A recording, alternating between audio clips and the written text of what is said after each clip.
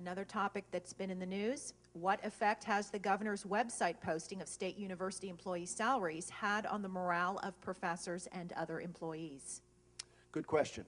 I get a little less crazy about this than anyone because I have spent most of my life with my salary prominently displayed on the front page of the Palm Beach Post.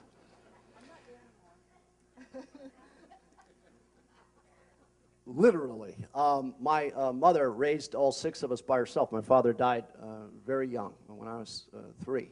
And she used to tell us all the time, son, this was the old days. She used to say, there's 2 things you never do. Don't ever tell people how much money you make. That is your business. And don't ever ask anybody for money. And of course, I promptly have spent my entire career doing both of those things. Sorry, Mom. At the end of the day, though, in all seriousness, this has created some consternation. Not because people are so much afraid to have their salaries made public. I don't think people are afraid of transparency. It's the complexity of the salary that gets to be complicated. We could have a physician who is the dean of the College of Medicine who gets paid from 3 to 4 different sources. But that isn't reflected within just posting the salary.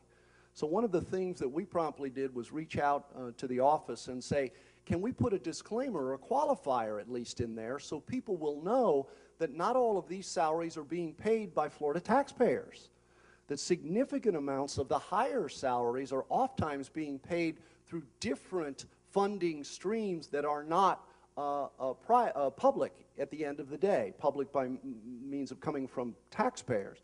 And the governor's office responded immediately and did that. That disclaimer is now up, or qualifier, I suppose, now up on the website. But at the end of the day, we're in the transparency business. We just always have to be careful that transparency, which is meant to be something good and noble and honest, doesn't backfire on us. Because again, without the appropriate knowledge base, that can happen. It can have the unintended consequence when people are not privy to the complexity of what happens out there. So our job, if we're going to post salaries, is to make sure everyone knows to the greatest degree possible where it comes from, how it's paid, so that at least it's clear before people can make a decision as to how much money people make and whether or not that job should warrant that amount of money. Another question regarding Governor Scott. Governor Scott put forth a state budget for next year that boosts public school spending by $1 billion, partly by cutting what Florida pays hospitals to treat patients in the Medicaid program. Where is he getting the money, and is this a case of Peter robbing Peter to pay Paul? Well, one thing I learned some years ago is never question the budget of a governor. I learned it the hard way. You know, the reality is every governor, Republican, Democrat, doesn't matter, is required by law to put forth a budget in advance of the upcoming legislative process. This one's coming sooner this year because of reapportionment, and will start January the 10th as opposed to 2 months later. The good news is if it all goes well, it'll end earlier too. So keep a happy thought, will you? At the end of the day, however, this particular issue has been long played out. When the legislature then does their budget, they will have different philosophical bents to the same public policy issues.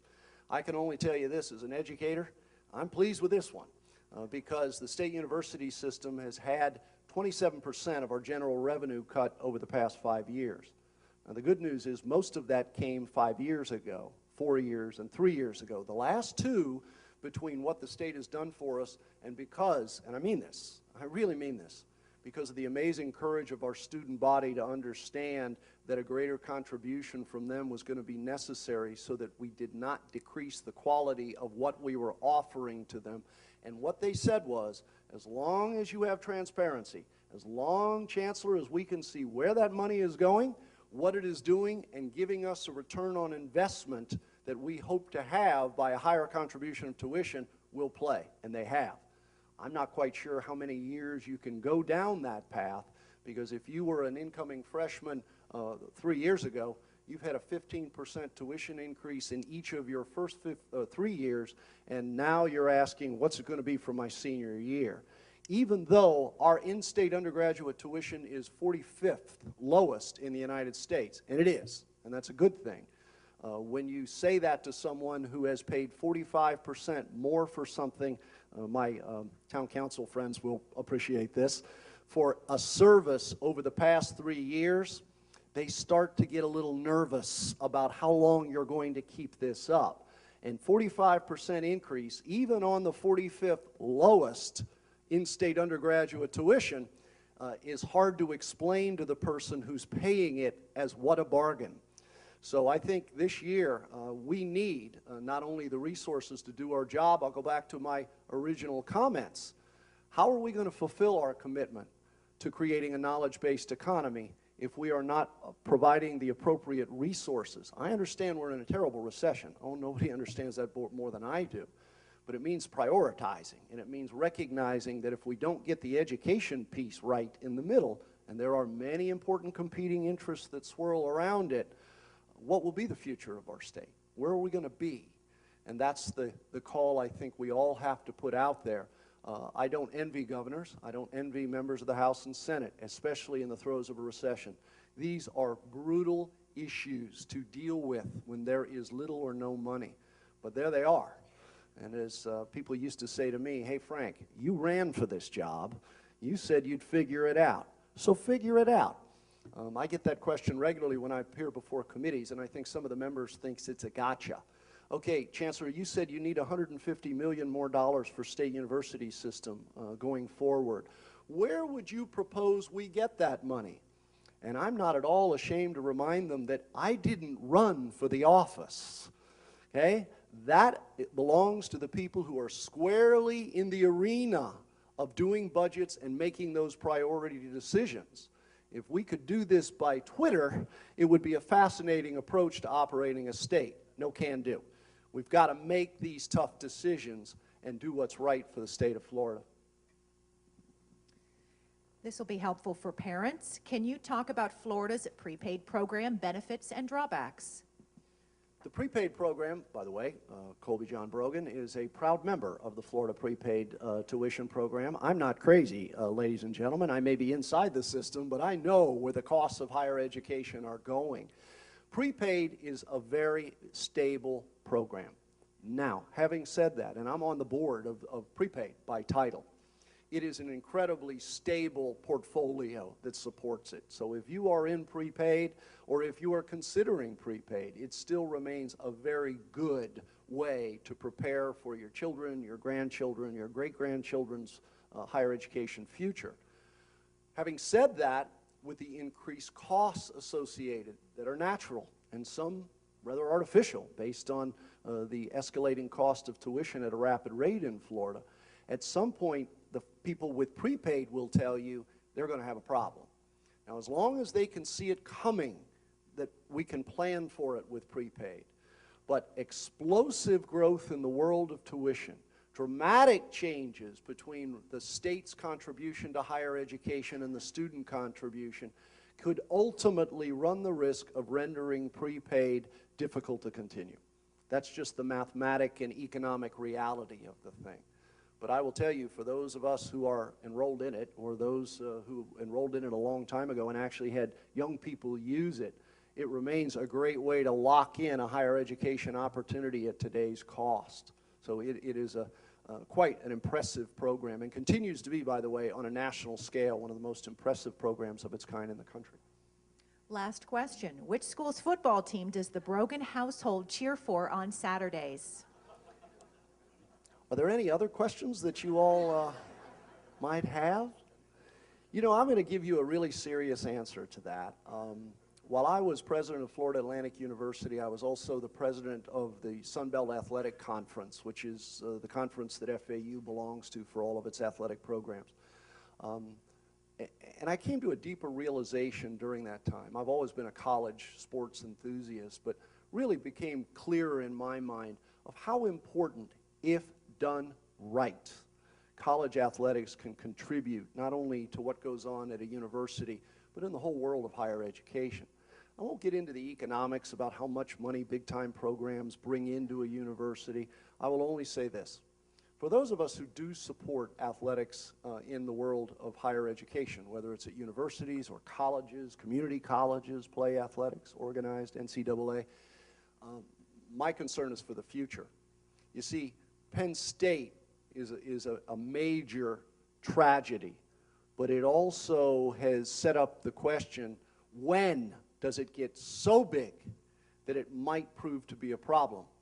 The president now of Penn State, just the other day, made an announcement that Penn State really wants to begin, if you will, I'm paraphrasing, so if you're a Penn State alum, don't panic, but through the paraphrase, to rather lower the tenor of football at Penn State University and increase Penn State's profile of academia and research. I can tell you, I've been in higher ed for years. I'm already impressed with Penn State's academic and research portfolio. But at the end of the day, it is true. It is easy, as I told a friend of mine once at FAU, hey, when 80,000 people come to watch you teach biology, we will have arrived, baby.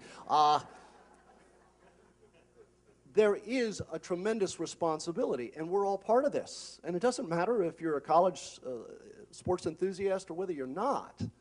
It is time to also check carefully the time, the attention, and the focus that we place on it. Because you see, I'm a big buff of graduation rates and retention rates for student athletes.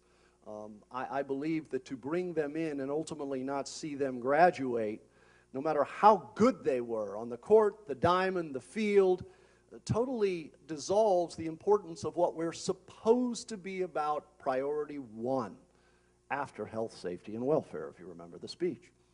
So I really do take that question seriously, and I did when I was on the NCAA board for several years. The future of college athletics rests, in my mind, in one question. Are you going to do it right? It isn't a question of whether you're going to do it. College athletics is going to be around probably long after we're all gone. That's not the issue. It's, are you going to do it right? Are you going to organize it and oversee it? Are you going to hold people accountable when they abuse the privilege that is college athletics? I don't know whether a college coach, folks, should make $40 million a year or not. I think I have an opinion on that. That's not the issue. The issue is whatever they get paid. Are they running clean programs? Are they running programs where student athletes graduate, not just matriculate? Are they winning on the field, and are they winning in the classroom? Because at the end of the day, if they don't do both, these young people are not going to be lifetime winners when they hit those streets. You know how many street corners there are in America with a big-time college athlete who never graduated, whose greatest contribution to the future is telling people about the big times he had playing college football because he didn't leave with a degree. And he didn't leave with a skill set so that he could contribute in a great way as he did when he did play college football or college basketball or track or soccer. It doesn't matter which. It isn't a question of whether we're going to continue to do it. The question is, are we going to do it right? And now's the time we better figure that out. Because while some believe that Penn State is an aberration, and I hope to God it is, we've got to get back to the business of deciding what universities are about and make certain that everything that we do, classroom, laboratory, and athletic fields, are done with the greatest of attention to excellence for the students that are in our charge every single day. Thank you.